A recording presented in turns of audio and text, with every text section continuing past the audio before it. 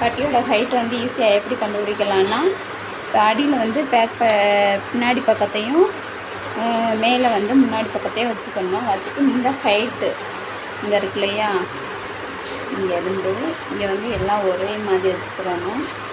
இந்த இருக்கு இல்லையா, இந்த ஹைட்டு இங்கேருந்து இங்கே எவ்வளோ இருக்குன்னு வைக்கணும். அவ்வளோதான் 4.25.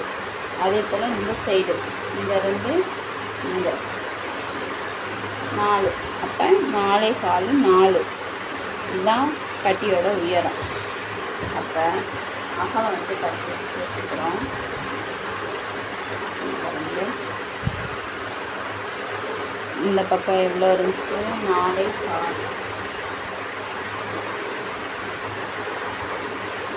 இந்த பக்கம் 4.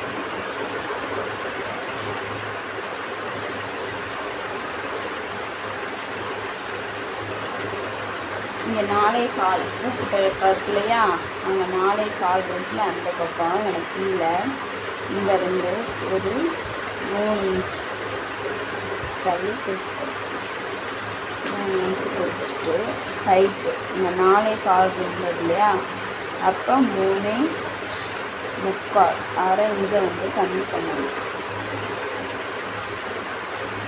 3.25 அவ்வளோதாங்க பட்டி. இப்படி வெட்டி நம்ம இதில் தைச்சோன்னா இங்கிட்ட ஜாயின் பண்ணும்போது ஏற்ற இறக்கம் வந்து கண்டிப்பாக வராது.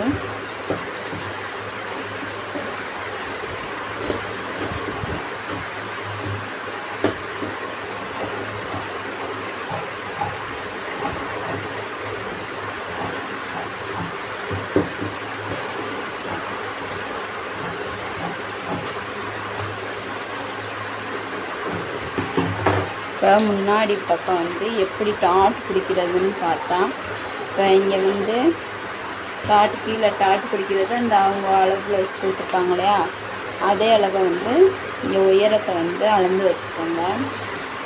அடுத்தது இந்த உயரம் எவ்வளோ வருதோ அதை அளந்து வச்சுட்டு அதிலேருந்து மேலே 1.25 இன்ச்சு போட்டு டாட் வச்சுக்கிறோம். டாட் வச்சுட்டு அந்த 1.25 இன்ச்சுலேருந்து ஸ்ட்ரெயிட்டாக ஒரு கோடு போட்டுக்கிறோம்.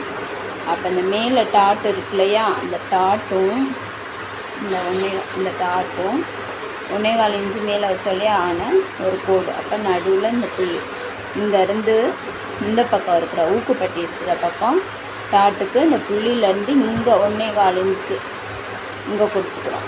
இங்கேருந்து இங்கே ஆம்கோல் பகுதி இருக்கு இல்லையா, அந்த சைடு ஒரு 1.25 இன்ச்சு குறிச்சிட்டு